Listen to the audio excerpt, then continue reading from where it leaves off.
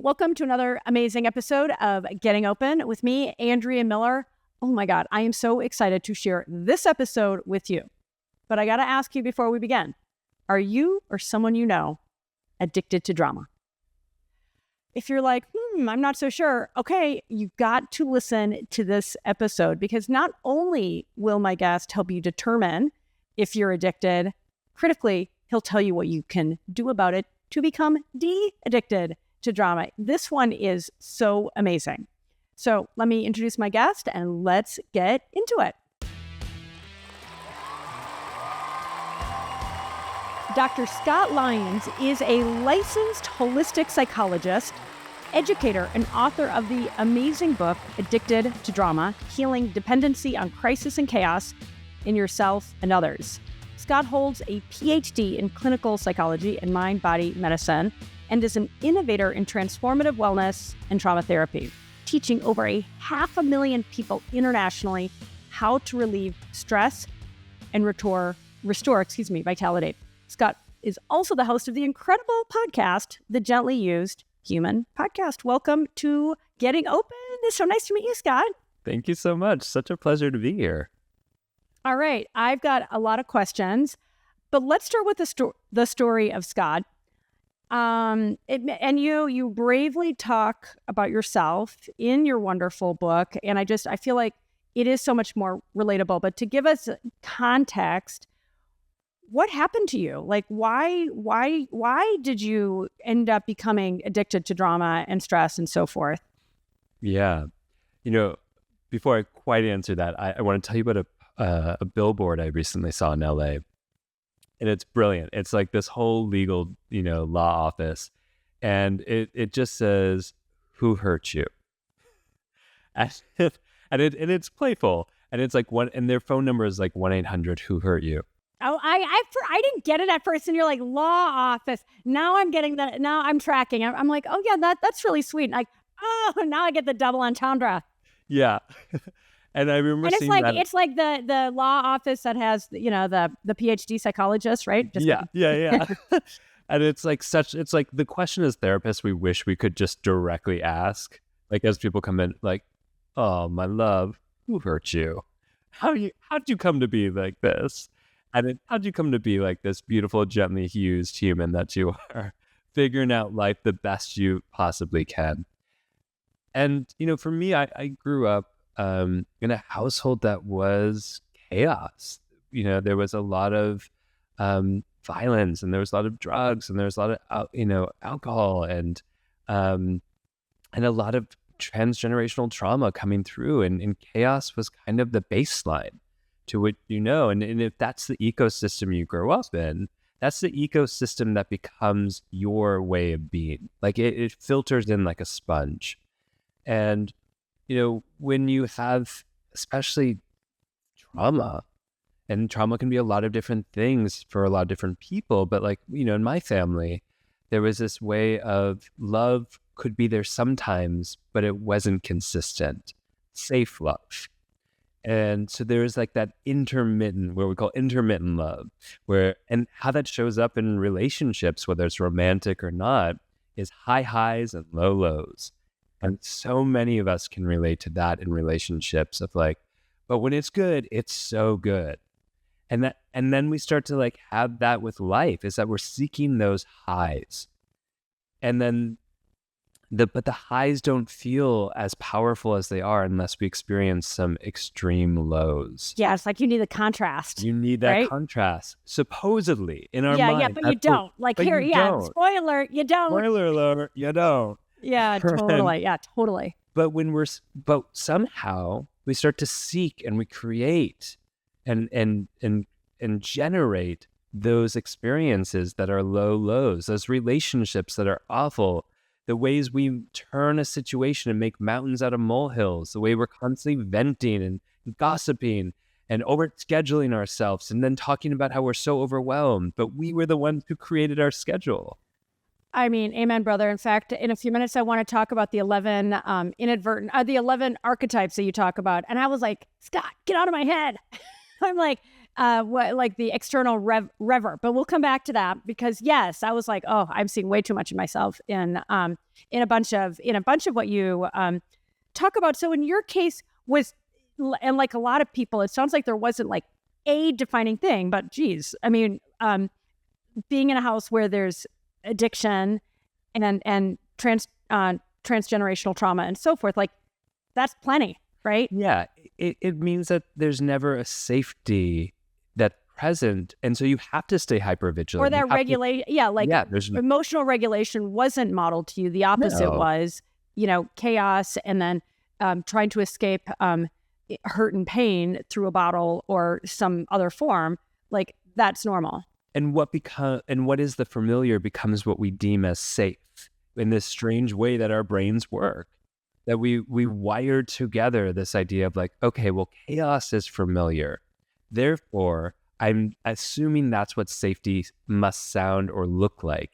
And so I'm going to keep seeking the things that are the familiar. I'm going to keep seeking those funky relationships. I'm going to keep living in cities like New York City that are exhausting. I'm going to keep going into jobs that are so unsatisfying that I never feel like a sense of security with. And I love how you say, the story of Scott and the drama and so forth was inadvertently created, which you just, described. But I feel like that, to me, this idea that we all create our own reality. Some of us are lucky, and I do believe it's a combination of luck and hard work. I mean, I'll say I came from a family with a lot of chaos and addiction. Parents loved me a lot, like we all loved each other a lot, but still a lot of chaos and addiction and transgenerational trauma. We're both from Minnesota, so there's something common there. I always like to say I crossed Rubicon. I've done a ton of work, and when I think about the opportunity to heal, to become whole, it's there for all of us. And so it's interesting to me and by the way, I mean, my life's not perfect, and I do struggle with some things, but I feel like I've got the tools now. But I think back where I was so convinced it was like, the problem wasn't inside of me, it was outside. It's like everybody else's fault and I'm a victim. And so when that thing that you're like, ooh, I inadvertently created this, it's like, but isn't that the story for all of us almost? All of us. And any addiction, we are the last to know. If we hold the addiction, last to believe it, right? The last to believe it, the last to identify it. And, it goes back to even the question that my dear friend Gabor Mate asks, which is, don't ask why the addiction, ask why the pain. And this is the understanding of like, why would anyone in their right mind choose to become addicted to stress, to chaos, to busyness over something a little more playful or joyful or adaptive? I mean, in any of the things. Yeah, totally. I mean, look, and I don't mean to make light of any other substance or behavior, but like when you're constantly bringing challenge into your life inadvertently, it doesn't seem adaptive. And yet all addictions are adaptive. We chase the drama to avoid our trauma. It is doing so much for us. The stress, like this is the thing that we don't often understand, is there is a biological or evolutionary advantage to stress. It's not just something bad that happens to us. If we didn't have the mechanisms to navigate stress, we actually wouldn't survive. So like stress does all of these really interesting things. It gives us pain relief. It gives us a sense of closeness or social bonding. It gives us a sense of energy, and it gives us sensation. And I don't know about you, but I have had significant traumas in my life, and it sounds like you have too. And one of our natural ways of surviving is to become numb. It's to sort of harden and deaden a little bit, or dissociate and disconnect from ourselves. It's all about how do we survive. And then the way that we know we exist in this world is by feeling.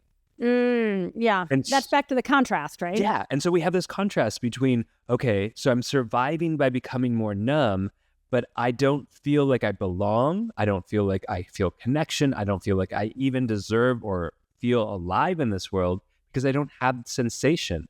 And so what do? We create scenarios. We seek events, experiences that rise above the threshold of that numbness to feel alive, to confirm we matter.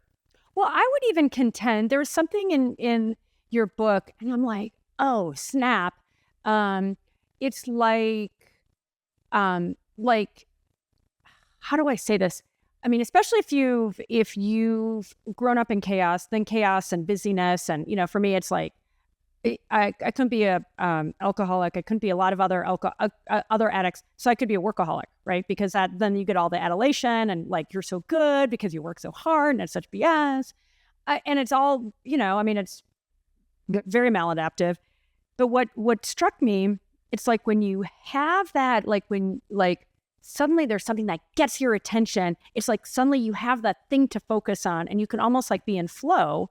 And you can even get addicted to the flow, right? That state of where you feel like it's really clear, you know what to do. Because so often, I'm a working mom, I've got the show, I've got my business, like every day I'm like, shit, I got a lot to do, And so in a way, it's almost like when there is that thing that bubbles up from, kind of the sea of many decisions that all of us need to make each and every day, it's like, oh, that's where my attention can go, right? It's almost like, oh, now that's so rather than making the decisions about what I actually should be doing, it's like there is not only is it familiar and a whole bunch of other things, but it feels like a reprieve, an escape. I mean, and I want you to talk about like, how do you know if you're addicted to drama? But I hadn't thought about it like that, where it's like, oh, this thing that's bubbled up from out of the blue, it's actually doing a lot for me, right? And then, and hence, that can, now I feel important.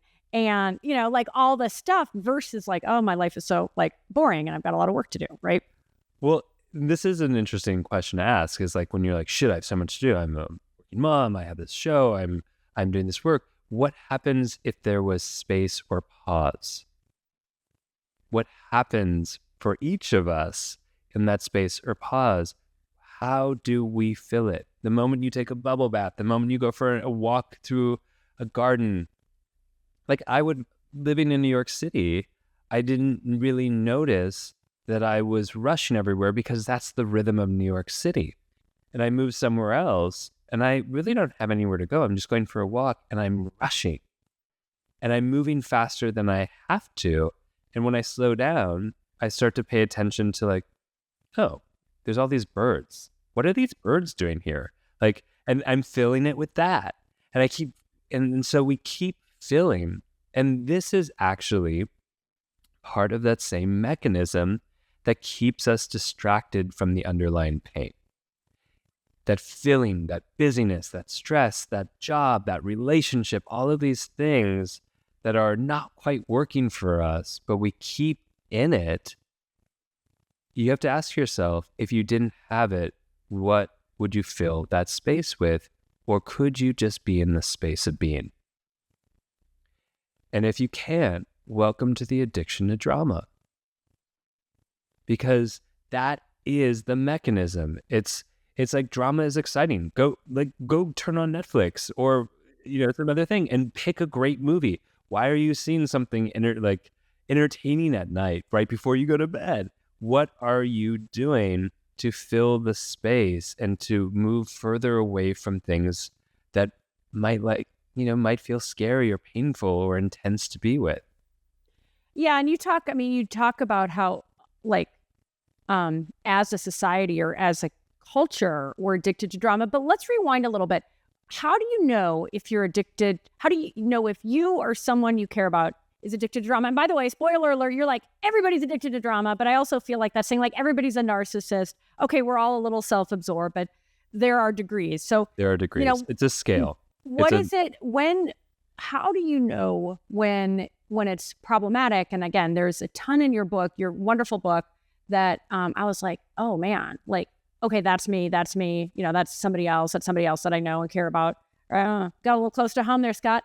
Yeah, I hear that. I get that feedback a lot. There are certain signs in any addiction? Meaning, does it preoccupy a lot of your time and space? Are you keeping busy? Are you thinking? Are you using the mechanisms of drama, the language, the intensification of words and expressions? And are you having things like tolerance, which means that you need more to get more? So sometimes we say, like, I'm really good at handling stress. I do really well in crisis. My loves, that is just what we call tolerance in the addiction biz. Yeah. For me, I was in grad school, I was directing operas, I was doing my internship, I was working full time, I was running a company all at the same time. And I was like, I can handle the stress. I can juggle all of this until a certain point where I literally went into cardiac arrest, right? Because, and it's the same thing, I OD'd. I overdosed on stress. You get to a certain point where you critically shut down. But until that moment, I was like, I have such a high tolerance. I would say I have such a high ability to juggle all these things. But it was part of any addiction where you could grow a tolerance until a certain point where you tip over the capacity. And then there's always withdrawal symptoms. And withdrawal for an addiction to drama shows up as when there isn't something exciting or spicy or intense or interesting, or when the news isn't on, or I'm not busy, there's a withdrawal symptoms of anxiety and boredom. But So hang on, the- isn't yeah. boredom? I mean, even people that aren't addicted to drama, aren't there like normal people that just get bored? Like if there's not stuff going on. Why? I mean, there are many of us that can sit. I mean, like, I've had a meditation. Listen, I can have fun in a practice paper for bag, years. but Exactly. So I think boredom is a symptom of a lack of curiosity. mm-hmm. Yeah, And well, a lack of exactly. So less. engagement. Yeah, I'm just wondering if it's less like like a pathological symptom than just like what one of my friends says, boring or people that get bored are boring or something like that. Well, what I would say is what's on the other side of the boredom. And so if stress is your spice of life, if everything has this spiciness, like let's talk about food, for example. If you love spicy food and then I make you come over for dinner and we're going to have this, this get together, and I'm making some roast vegetables and it's not spicy. It's kind of like Mediterranean style. And you're like, this food is so bland. But if you're used to the spiciness of life, then anything below that threshold will feel like it's boring. So when I gave up my spice of life, which was stress and drama and busyness and all of those things, everything seemed kind of bland. And then you get into this whole phase of life that if you can sustain through the blandness, that, those roasted vegetables, they actually have a lot of flavor to them. I can actually taste the vegetable, not the spice on top of it. And that's what I mean by, like, when we get to this place of boredom, is it just that there's not enough stimulus because we're so used to the stimulus of life, checking our phone, being on constant phone calls or connection, or, if boredom is the opposite of being engaged, then yeah, we are talking about it more in this way. If boredom is just like, I want more in my life, that's something a little bit different. So so you had a cardiac event, and then was that like, okay, now I need to, and I want to talk about your somatic stress relief. And so what did you do? You were like, you realized you're actually not doing so well. So then how did you recover? Well, in the midst of all of these things I was juggling, I was also going through a separation and a breakup. And so it really was and I lost my health insurance because I missed a paperwork. And I was like, and it was just getting to the point where I really couldn't balance it. And I noticed as I was separated, that the only things that made me feel a semblance of normalcy again, or that I was okay, was when I would talk to my ex, which was toxic, or I would get into a fight with my sister, or I would watch this violent like Kill Bill movie. And I was like, wait, what is going on? That's what brings me back to a baseline of feeling okay or normal again. And, it really clarified that drama is this unnecessary stress and turmoil in our life. And it really was this exaggeration and intensification of behaviors and stimuli and emotions and stories. And what became really clear is that drama was this total disproportionate amount of energy between what I needed to survive and adapt and function and be in relationships to what I actually was expressing. Like the amount of energy and attention and focus on things was so disproportionate to what's actually needed. It's like blowing a birthday candle out with a fire hose. Right. It's like trying to write a book with 10 typewriters. Yeah. It doesn't make sense, but on the inside, that intensification, that disproportionate amount of energy and focus, it feels like it makes sense. But on the outside, totally. It's totally, it's back to what's familiar, what's normal. And then as you recover from that particular kind of addiction, and I guess I'd probably say all addictions. In fact, I love I've never heard this before. You say the opposite of addiction is not sobriety. It is human connection. And I love that. And I feel like, right, for so many people to escape, but I even wonder about that sometimes. Can you, like, somebody might be in a beautiful relationship. Is there ever a exception to that rule? Right. And again, coming from a place of family with addiction and so forth, like it does feel like there was so much disconnection from self, right? That even if it's like, oh, these people are close, is that maybe kind of a mirage, right? Because it's like, why would you be so self-destructive if you were really able to have a really deep, honest connection? Yeah.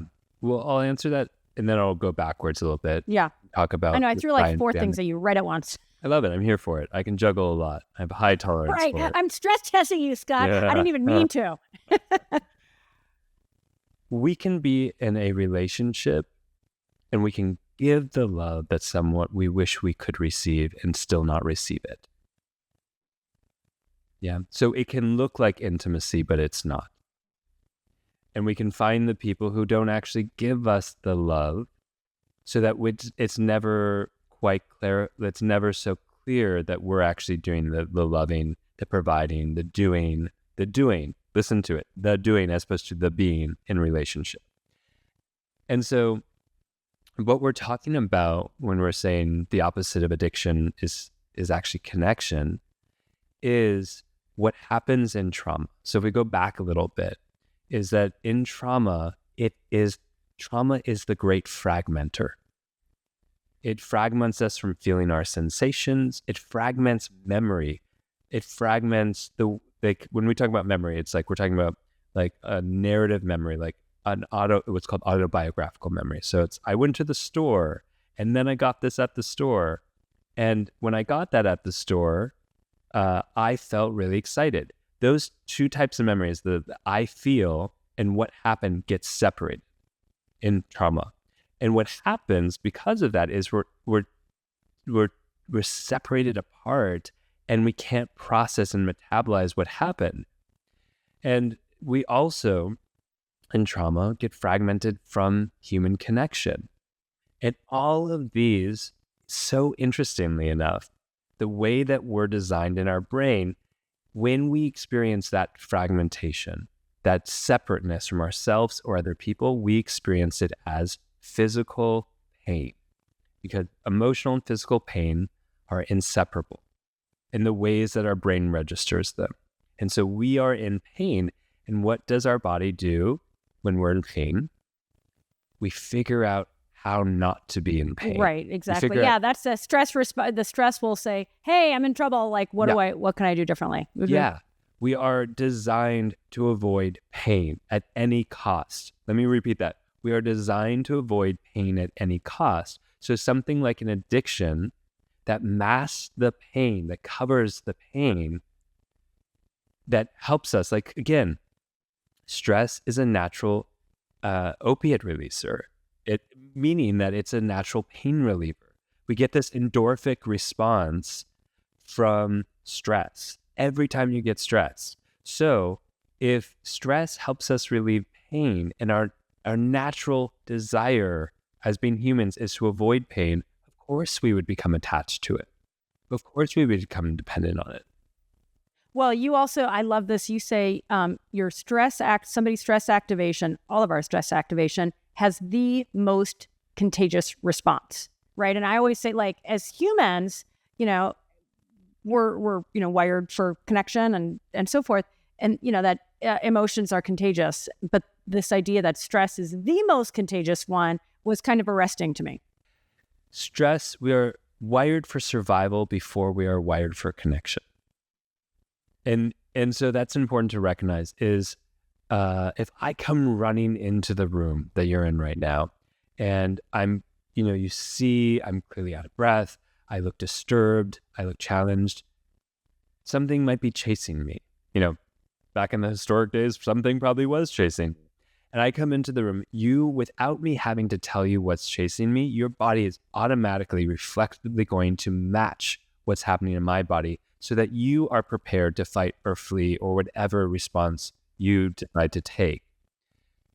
That's how we survive as a group. And what's interesting about that is that who are we hanging out with? Yes, totally. 100%. Well, they say, like, in social science, if you hang around with smokers, you tend to smoke. If you hang around with people that are overweight, you tend to be overweight.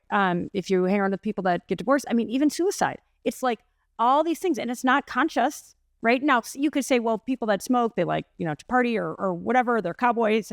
You could say there are other, lifestyle factors, but there is, something powerfully, and I would contend unconscious, that is getting passed into what are those norms, right? What is okay? Like, oh, if it's okay for them, then it's okay for me, because a lot of these things are really maladaptive. And to that point, the beautiful opposite is true, right? You start hanging around with people that are harmonious, that are really gracious. They raise the bar on, ooh, that feels so good. And is there any part of you that finds them boring? No. That, like, if you have ever, and many of us have, dated someone where there was high and low lows, and it was challenging and it was toxic, and look, I don't have the best dating history because of my addiction to drama. I once said on a show, I'm like, well, after the third meth addict I dated, I realized that the common denominator is me. And and what a friend of mine once said very lovingly, she said, after these really toxic and abusive relationships you continue to find yourself in, you're going to have to realize that the person who's not going to be that for you, you're going to find boring at first. And I was like, oh, you got me. Like, of course, like I have to sit through that quote unquote boredom, really find that like the things that aren't spicy and exciting and fiery are actually safer. And you can find the fieriness and the spice from that place of safety. Yeah, no, that's what I was going to say. I don't feel like it has to be a zero-sum game or, binary, but so for somebody listening right now and is like, am I addicted to drama? Is my spouse or my sibling or whatever? What are the questions that people should be asking themselves to identify this? Yeah, there's common symptoms. I've named some of them before that, it's easier to always identify someone else. So, but if people are reflecting some of these things to you, take a look, is like, do they make mountains out of molehills? Are they constantly venting or gossiping? Are they overscheduling themselves and then complaining about it? Are they watching the news and talking about it as though they're directly impacted all the time?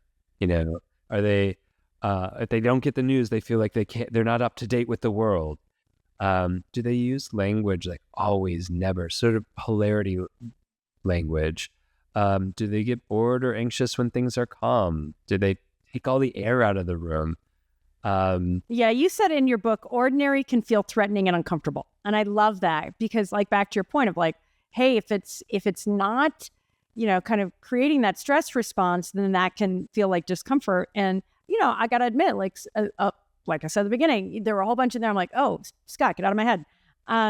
Because I realized, like, not only am I a workaholic, but I'm definitely recovering from doing, I don't want to put air quotes, like doing too much, feeling like myself, like literally at the end of your book, when you're like, hey, if you feel like you always have to be productive to have self-worth, I'm like, shit.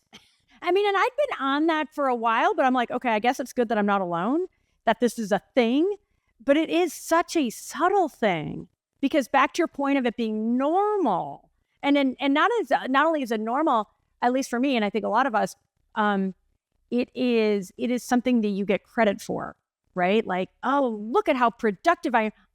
I'm so virtuous, right? Oh, but it's such BS. Yep. Yeah. I mean, and it goes to two things. What is the currency of love in the house we grew up in? And what is the currency of love in our culture? And by love, I also mean, where do you get a sense of self-worth, of value? And it's like, if you grew up in a family where your merits or your actions were the thing that brought you a sense of attention and brought you a sense of value and worth in your family, or, for example, if the currency of love was when things were bad, you got focus. So if you were sick, you got focus. Or if you're doing and actioning, and that's to say that there probably wasn't some level of just unconditional love. Because unconditional love, as much as we go, no, my parents loved me, how was the currency of love showing up in your family? Because unconditional love means that we get to settle in to just being and knowing from a consistent experience, embodied, that we're safe, that who we are is enough. Well, intrinsically, right? Versus I have to perform for it. I have to earn it. Yeah. Right? I have to be the good little girl. Yeah. Or boy, right? Or both. And what?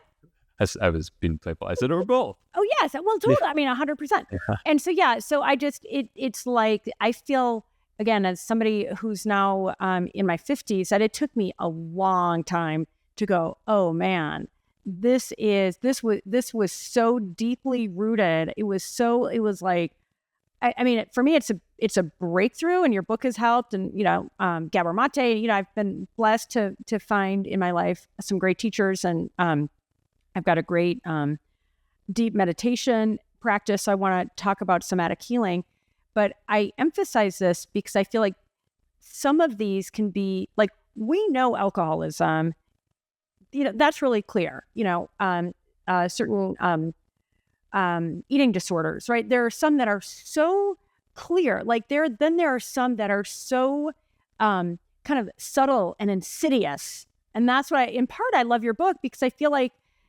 these that can be, like you talk about camouflaging, like it can be hidden in plain sight, and only we can tell ourselves the truth. Like our, people around us might notice. I mean, if my husband is here, he'd be like, I know, I tell her that all the time. And I'd be like, shut up, And then it becomes a pain point, because like at some level I know, and I'm like, I'm doing the best I can. Right. And then that, then that kind of like whole cycle of defensive-ness, and it's hard.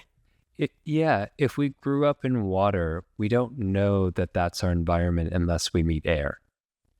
And so, or truthfully, none of us really know how safe we were in our life until we meet another deeper layer of safety. So it takes these experiences of difference and discernment to give us some sense of clarity like that, of going, like, if I, going back to that example, if I blow out a birthday candle with a fire hose or a fire extinguisher, and like, that's all I know. And then someone says to me, hey, you could just use your breath.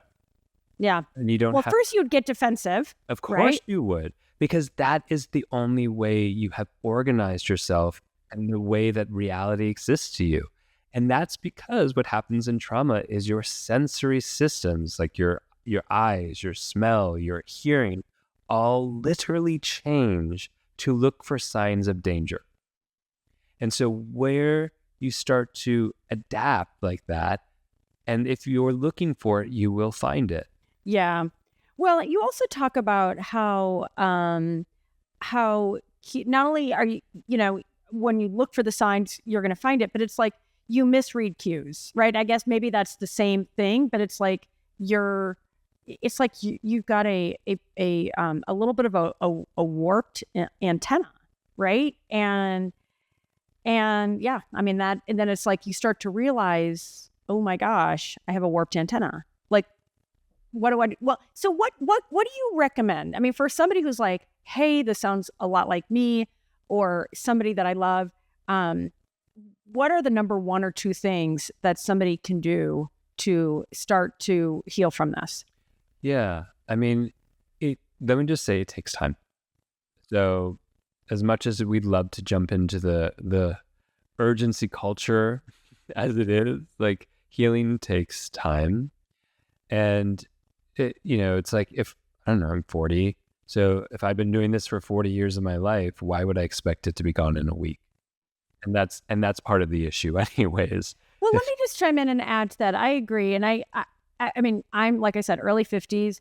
I've never been happier. I've never felt more just fulfilled or hopeful or joyful. And so I say, no matter how old you are, if your life can be dramatically better, and I've been doing work for a long time, but what gives me hope, and and the work you do, and some of our other colleagues, it's like, if your life can get dramatically better, whether and it's never linear, right? Like you can have like 3 steps forward and then shit, Yes. 3 steps back. Yep. You're like, Yep. oh. And you will. And you should expect it, right? Yeah. But I just say, even if if somebody told me when I was 20, the next 3 decades are gonna kick your ass, and then it's gonna be awesome.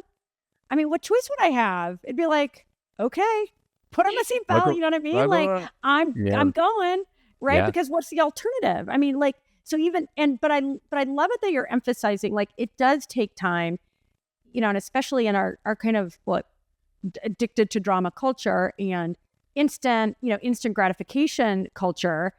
It's like, that's okay. Like if because it can get better in big and wonderful and small and subtle ways. But I always feel like when there's a problem in my life, having a plan and knowing I'm going to be able to get through, okay, I like my chances, right? Okay, so hang on. So it's going to take time now. So what are the steps that are like 1 or 2 main things that you would say, hey, if this sounds like you, or sounds like your, whatever friend, what would you recommend? A big one is starting to become more aware of what's happening inside you. So I use the word revving a lot in relationship to addiction and drama. It's like, okay, what revs me up? What gets my blood boiling? What gets me excited? Whatever language you want to use around what gets me revved up. And it's like, it might be watching the news. I notice I'm a little more activated. I'm a little more, tingly. I'm a little more scared. I'm a little more reactive. Getting into certain conversations, the stories you make about other people in your head or about yourself, all of those are revving techniques. The ways in which it's like, I'm at the grocery store and I'm thinking, and it's taking too long. And I'm going, why is that cashier so slow? And then that is revving. I'm creating a narrative that essentially releases all of these stress hormones into my body and helps my nervous system get that energy flush up. That's called revving. And so starting to recognize the ways in which we rev ourselves up. Who are we around? What are we doing? And the moment, because what revving always ends up with is, because it's like pouring fuel into a volcano, essentially, is there will be some type of cathartic explosion or collapse.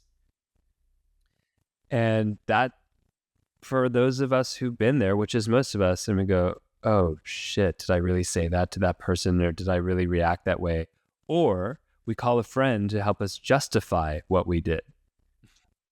We all have that friend, that cheerleader who's like, no, they deserve that. They really were being too slow in the grocery store. That's what we call an enabler, my loves, in the realm of addiction. And God bless those people who love us and want to protect us, but they're enabling us to not be in the recognition of how much of this revved stress response we are actually initiating and creating. Yeah, no, in fact, there's somebody that's especially close to me, and you talk about isolation pain, and it's like this person is so insistent on her stories, and I get it, it's like, it's very real. And so when you talk about isolation pain replaces authentic connection, I mean, it's so insidious and so self-perpetuating, right? And it's I imagine you might say things like, I'm so sorry, love. Like, that sounds so painful, but they can't actually absorb that connection in because they are too enwrapped in the narrative and want the confirmation around the narrative and the justification for their reaction and their victimization to it, as opposed to the actual human connection, which would be the balm. But because human connection, for those of us who have this propensity for dependency on stress and chaos and drama, that human connection actually doesn't feel safe, we won't take that balm in. We won't take that healing aspect of connection in and help fill ourselves back with a sense of being belonging. Yeah. Yeah. And it compounds it. It's like, so I've been called out more than once on being a fixer. And I'm like super, like I always say, AAA Aries. And and it's like, obviously it comes from a good place, trying. And so now I try to be so hyper conscious of not being a fixer, to be empathetic, as my wise cousin will say, see me, hear me, love me. And I'm like, snap. I'm going to try real hard to do that. Right. And like, that's the intention, and it's a good intention. And then at times when it can feel like, oh, I'm really trying to be empathetic. I'm trying to see, hear, and feel. And yet I see this person that I love dearly, just continuing to spin. And what do you do? What should I do? Yeah. Well, first I would say, what type of power and control does it give you to be a fixer? Oh, yeah, definitely self, like a sense of like, hey, I've got the power. And that, there are two sides of that, because it's like, I want somebody to feel better. But yes, there is a feeling for me of, look what a good girl I am. Yep. And when your focus is on fixing other people and other things, where is your focus not at? Oh, it's definitely not on me, because there's nothing wrong here. Yeah. So these are all these techniques for how we stay engaged and how we stay revved up. And like, I do really, really well in crisis work. Of course I would, because it captures my attention and I know exactly what to do, and I feel really empowered in it. And I'm not even aware of what it's doing to my nervous system being in all of these types of crises. Well, I think that the nervous system business, that's been probably the biggest breakthrough in my life, is through deep meditation, through these somatic exercises and some journaling and so forth, that whereas my nervous system used to be always on high alert, like so many of ours, I feel like that fundamental change has enabled me to be so much more self-aware, so much more reflective, less reactive. Like, that feels like the killer app for all of us. Well, we can't talk our way out of trauma. That's not how we got into it in the first place. Oh my God. Amen. Say it again. We can't talk our way out of trauma. We can't. We can only feel our way through it. And the conundrum here is that trauma splits us from being able to feel. And so it's a slow process back into the realm of feeling. And let's remember, it's, Descartes said, I think, therefore I am. That's bullshit. We don't know our existence through thinking. We know our existence and our value and our worth from experiencing and feeling. And so again, if I feel, therefore I am, is cut off as part of trauma, then I'm going to go towards anything that gives me a sense of stimulus and feeling, even if it's deteriorating my life and those around me. Well, totally. And it's just like in this situation that I'm thinking about with this person that's close to me, it's like her narrative is one of, isolation. So she perpetuates the isolation pain as much as I and others will try to reach out and be helpful.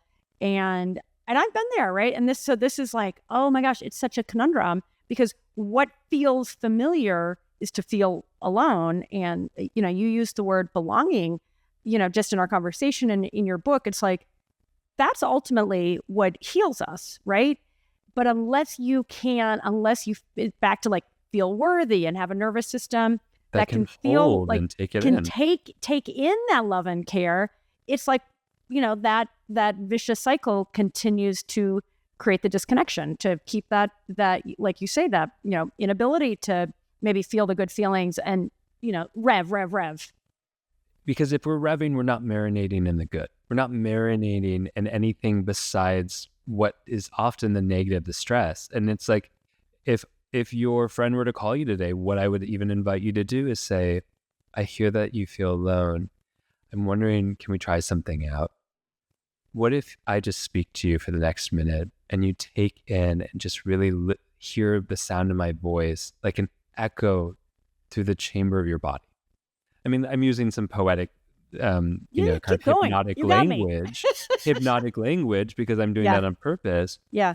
And it's like, even if it's the smallest amount of my voice, can you let that in to meet and like echo off the caves of your body, or something like that, where it's like a sponge really taking in my voice, because it's like, it's that process that eventually, after we stop the revving and we deal with the underlying trauma, that's the fuel of this, because that's a whole nother stage.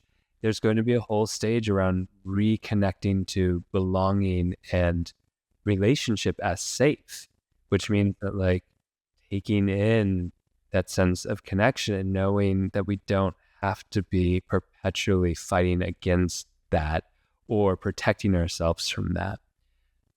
And then, of course, there's a whole stage in this process of healing our addiction, let alone addiction to drama, of giving up our identity around it. And identity essentially means the repetition of being. So our identity has been, how have we repeatedly entered into certain mind states or things we've told about ourselves?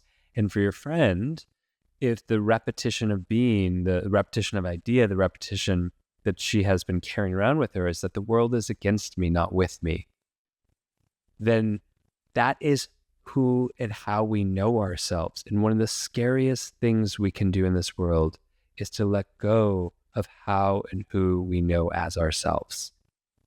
And that is the only way is to let that go, to literally burn our identities. I remember when I was doing this process, I held a funeral for myself.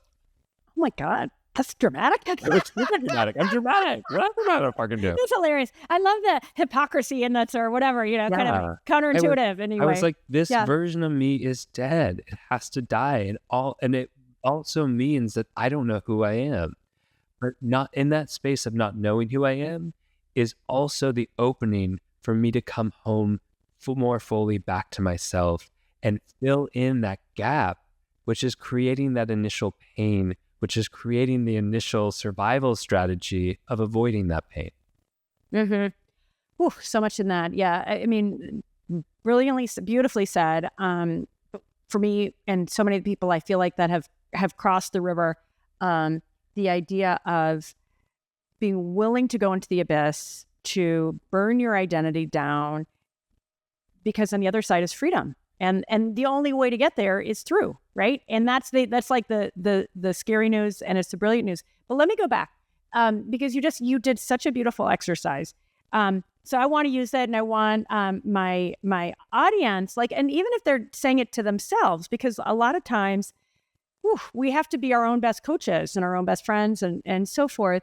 But what I also want to remark on is with this person, I care deeply, fixer, blah, blah, blah. Like, I know my ego will get invested. And I'm saying this because I know if mine is, yours is true.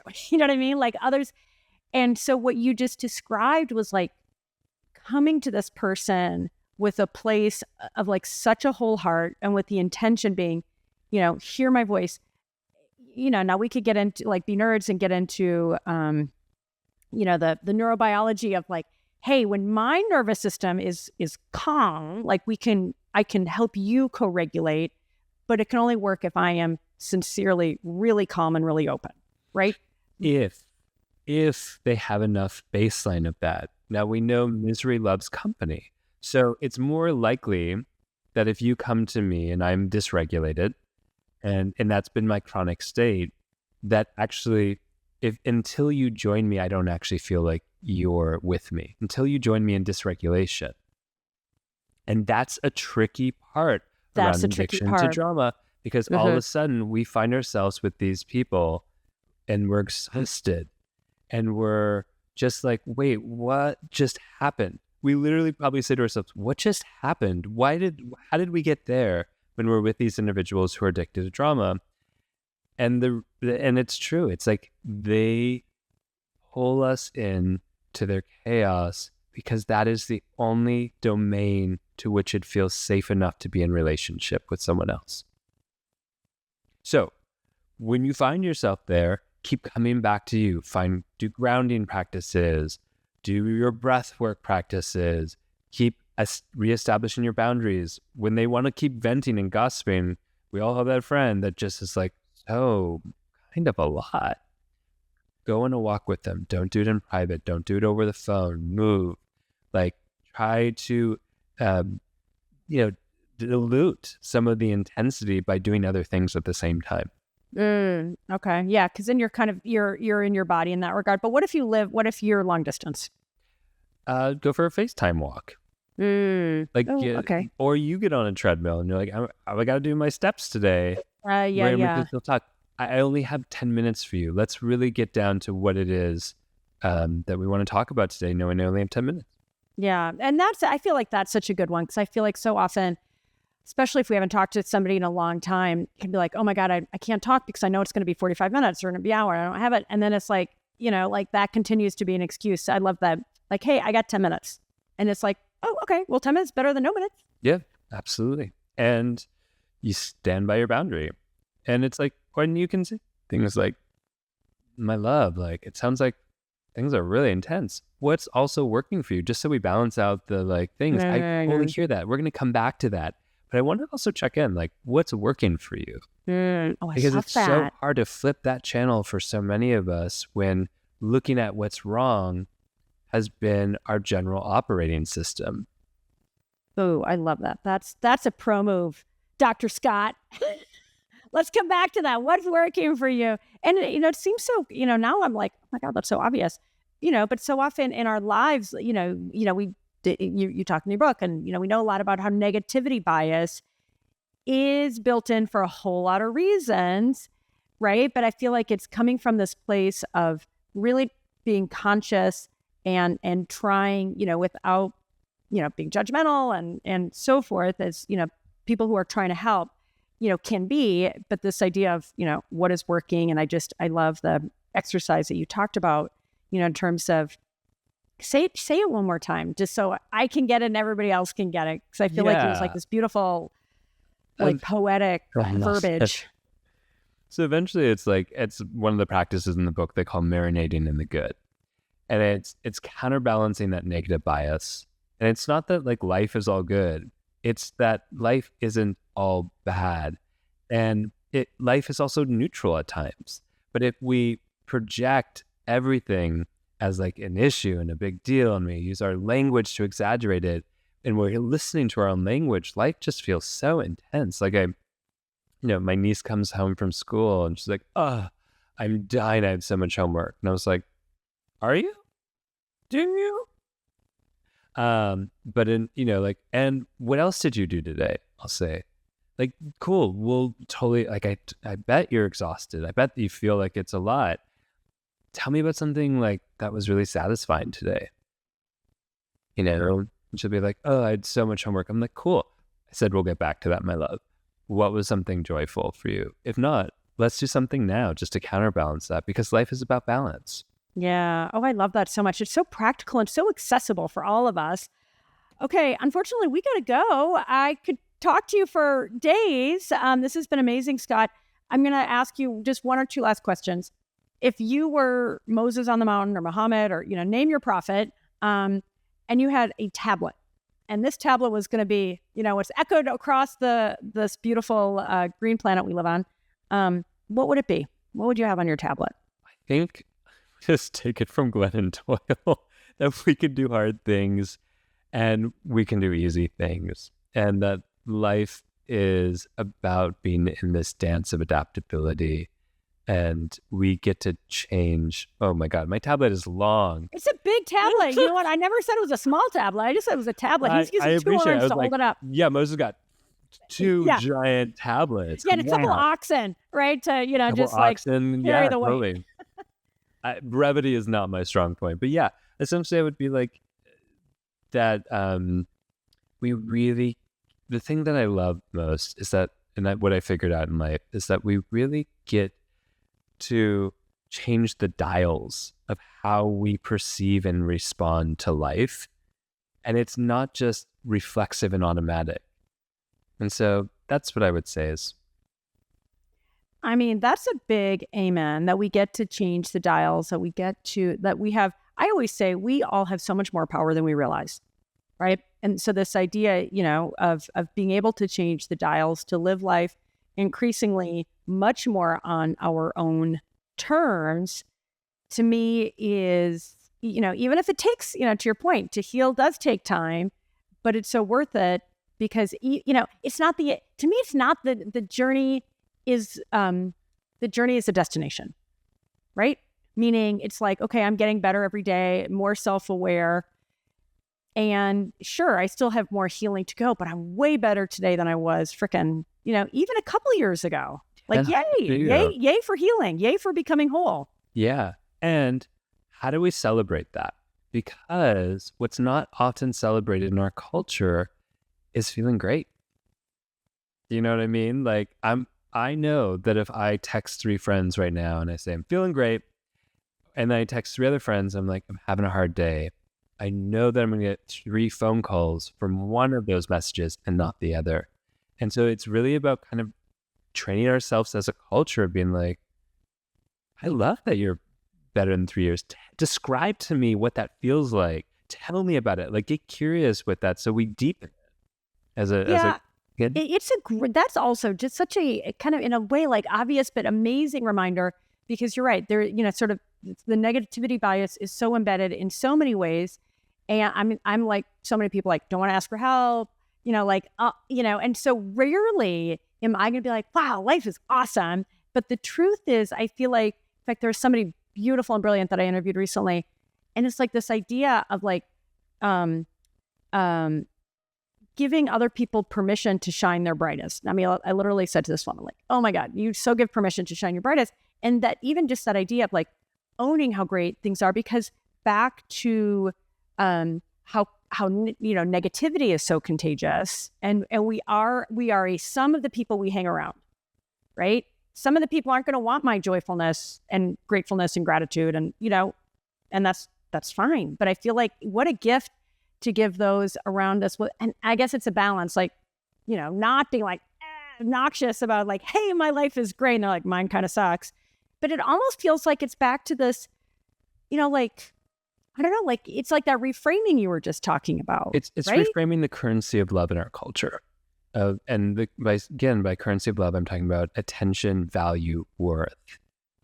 And it's in what we notice and what we tend to with other people. And it's like, if you say to me, things are great, I'm like, oh, and I just go, great. But if and especially as a therapist, if you were like, things are hard, I'm like, my love, tell me about it, break it down. And it's like, I am reenacting the negativity bias in a way that's then rewarded. Yeah. Yeah, no, it's really cool. I mean, and it's going to be a good little new practice to share, to share my wins. And it's like back to just, sort of teasing out the, reasons to be joyful, to marinate in the good, like you say, right? And I think for the vast majority of us, there is so much more good and blessings in our lives. In fact, one of my favorite things is, like I have to make dinner for the kids, or I have to, do X, Y, and Z. And someone, I ran across this sort of change in language, like just reframe that and say, I get to get up really early and get on a flight, like the thing that you kind of dread. Because language shapes how you think, right? Yeah. I mean, the language you neurolinguistics. use. Yep.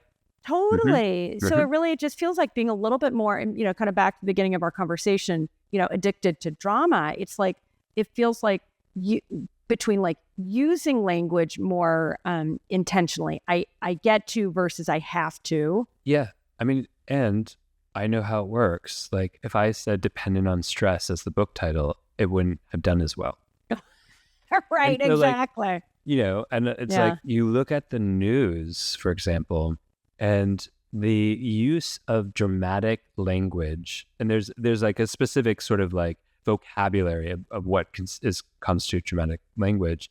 The use of violence and the use of sexual imagery has increased something like 46% in the last 10 years because it captures and maintains our attention, but it creates a culture of like, this is the baseline now of how much dramatic language, how much intensity is in our everyday. Yeah, it's like you really have to reclaim what is genuinely good for you. And to your point, going back to, I get to change the dials. You get to change the dials. Yep. And there are lots of people who are trying to take your power away from you of being able to turn those dials. And this life is about reclaiming that agency and power. Oh my God. Amen. In fact, there's a young lady that is friends with my younger son. And I was just having this conversation with her. There's some, it's drama. They're 15 years old. So like, so much drama at that age. And I'm just don't give away your power, sister. You've got way more power than you realize. And she's this young, beautiful young lady. And she's like, oh my God, you're so right. And it feels, especially at that age and hormones and, and then, it's like totally magnified thanks to, Snapchat and so forth. And it's easy as, again, a 50-something-year-old woman to give my, my little sound bubbles here. But it really comes back to that choice of, I always say to my kids, I'm not a button to be pushed, but it becomes a choice. I mean, it really becomes a choice, right? And whether it's a mean girl or, kind of a mean guy, again, whether we're talking high school or at any point in our lives, it really feels like it becomes one of the biggest kind of choices we have is to not give that power away. Yeah. Yeah. Absolutely. Take your power back. Take it back. This is all about what trauma healing is reclaiming ourselves as the source of power. Yeah. Amen. Well, that's a beautiful note to leave it on. Where do people find you? I talked about your book, but, to the extent that they want more help from you, just share all your handles and where they can go. Yeah, you can check out all the courses and certificates and training programs at the Embody Lab. So EMBODYLAB.com. My personal website is Dr. Scott Lyons, so it's drscottlyons.com, and that's the same with all the social handles is Instagram, TikTok, and Dr. Scott Lyons. And Lyons, Lyo. Lyons. Yeah. All right. Thank you so much, Dr. Scott Lyons. It's been such a pleasure. I so appreciate all your wisdom and insights. Thank you so much for this beautiful book, and I look forward to having you back on Getting Open. Oh, wow. What a wonderful source of wisdom and care. Gosh, I look forward to talking to him again. Thanks for tuning in to Getting Open. I hope you love the show. When I think about my takeaways, the idea of when I, and I hope you too, are trying to help somebody who's having a tough time, the idea of asking, what is working? Right? Because so often the Socratic method is so helpful. So many of us have the answers inside of us.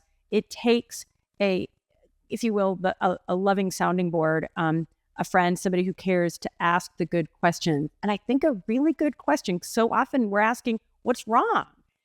And to reframe that, especially when somebody tends to be addicted to drama and stress, to ask what's right that's a cool hack. I also love just the beautiful reminder of marinating in the good. Again, we all have negativity biases. And finally, what I'm going to remind myself, I get to change those dials, right? I mean, I hope you too, just when you're having a tough time, you're able to take a step back and ask, what's going on? What can you dial up? What can you dial down? Because as I said in my conversation with Scott, and I believe it wholeheartedly, we all, and that includes you, have way more power than you realize. And I believe that in every fiber of my being. So please come back to the next great episode of Getting Open. We're going to continue to have these amazing conversations. If you are not following us, please do, whether you get the show on YouTube or Spotify or iHeart. I'd be super grateful if you followed or subscribed. And as always, email me at gettingopen@yourtango.com. I would love your feedback. I'd love your ideas, your questions, your suggestions. All your comments and letters mean so much to me. Okay, signing off. We'll see you next time.